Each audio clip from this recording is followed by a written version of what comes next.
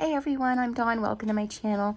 Thank you for visiting with me today. So I'm filming from my room because I wanted to be in my bed. I don't feel good today, but we're gonna read some information on this Meline Sodo case.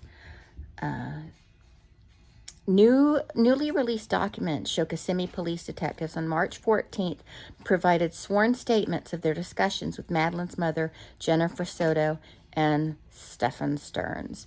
Jennifer Sodo stated that while they were together, they, Jennifer, Stephen, and Madeline, would either all sleep in the same bed or Madeline would sleep with her when Stephen was not there. One statement reads, when asked if it was normal that Stephen and Madeline would sleep together without her being there, she said yes, statements say. Jennifer Sodo stated if she needed a good night's sleep due to her anxiety, she would ask them, Stephen and Madeline, to sleep in a different bedroom. We knew this prior, though. This information was available prior. I know I've read this before, or I've seen this before. But anyway, yeah, that's highly inappropriate. Like, I've slept in the same bed with my dad before, but he's my biological father. You don't have your daughter sleep in the same bed with your boyfriend. That's just, I mean, even if he's a stand-up guy, you don't do that. That shows true a lack of intelligence and lack of maturity on the mother's side. And if Stephen was any kind of man, he would be uncomfortable with that sleeping situation. That's just not okay. That is not okay.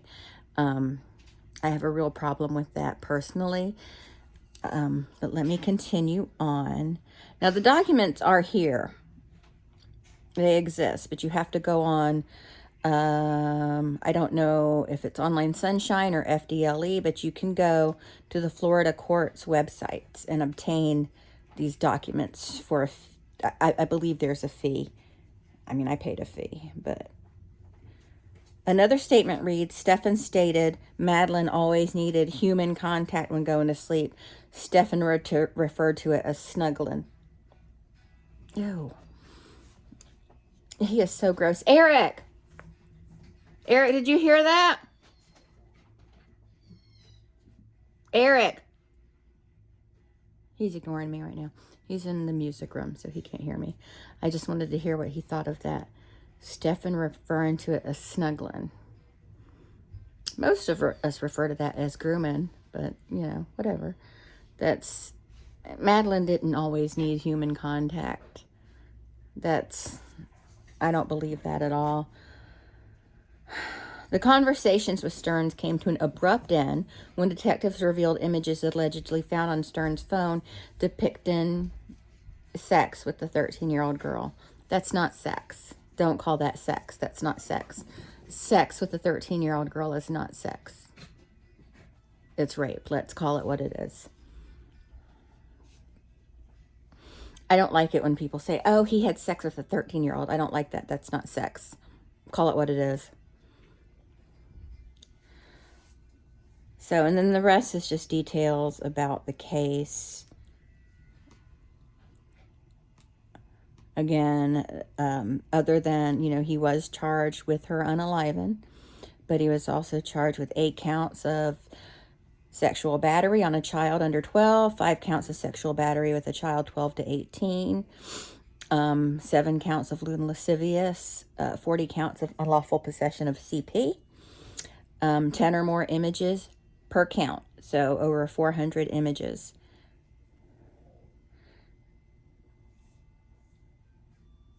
So, a great guy.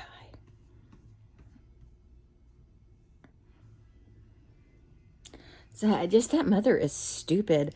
I mean, I wasn't really defending her before, but I was kind of not real convinced of her involvement in this, but she played almost like the pimp role, you know. What maybe she didn't know because she's got to be the dumbest woman alive, but Stefan took that as an okay. He took that as permission to do whatever he wanted to that little girl.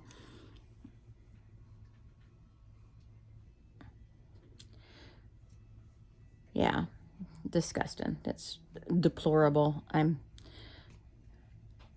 sickened by this woman. I don't think she is going to get prison time. I don't think she's going to be arrested. I think everyone should just hang up their wishes on that. We're always so quick to blame the moms anyway. In any situation. And I know it is because a lot of times mom is involved. But, like there was a case here in Jacksonville. What was that little girl's name? She was abducted by a stranger in Walmart who was going to give mom money. Hold on, I got to put the phone down for a second. Y'all just look at my ceiling for a second.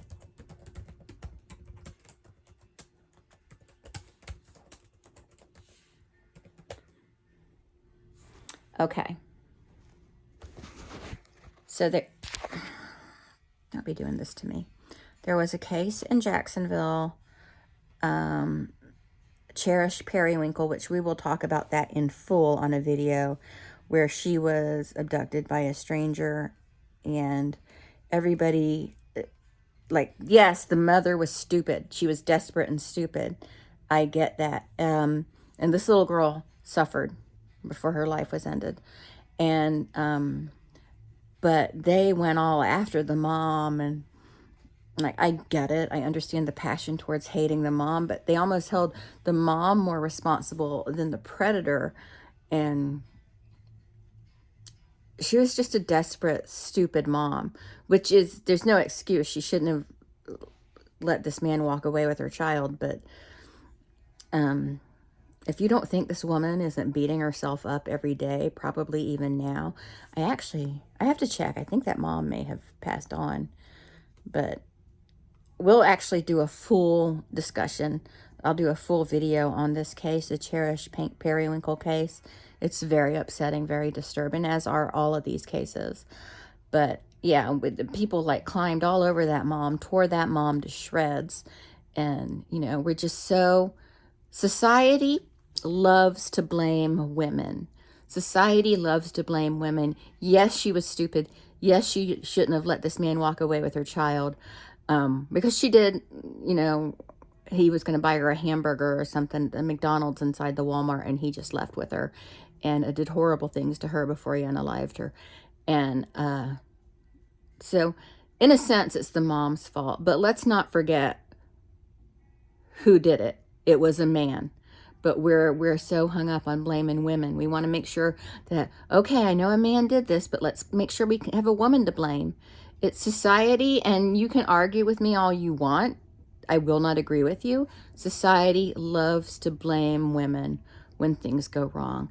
It's every time something happens to anybody, let's find a woman to blame. Let's find a woman to blame. This is probably actually a weak argument in these situations because the moms are responsible to protect their children. But at the same time, don't treat them worse than you're treating the predators that did this. It's ridiculous. I got a comment once that they were implying that the mom was more responsible for what was done to her daughter than Stefan Stearns was. I'm sorry. Don't defend that man, because that's defending him. That is defending him, whether you want to admit it or not. That's defending him. Hi, Django. And I'm just saying, society loves to blame women. Pay attention. Like, if you don't believe me, pay attention to things that happen in the media and stuff. Even women love to blame women. You know, we're supposed to be all about woman power and supporting each other. Women love to blame women. It happens a lot. But anyway, this isn't about the women. This isn't about the men. This is about the children. And, you know, unfortunately, there's no IQ test that you take before giving birth. So, yeah. And yes, I admit these women were stupid. And yeah, they are responsible for what happened to their children, but they're not as responsible for what happened to their children as the predators that did this to them. But anyway, we are going to cover Cherished Periwinkle in full detail. In fact, I'll probably work on that tonight. I don't have a project I'm working on tonight because I'm waiting for some information on Paul Ferguson. So, yeah. But that's it. I'm going to let y'all go. I just wanted to chat for a minute, and I will talk to all of you later. Bye.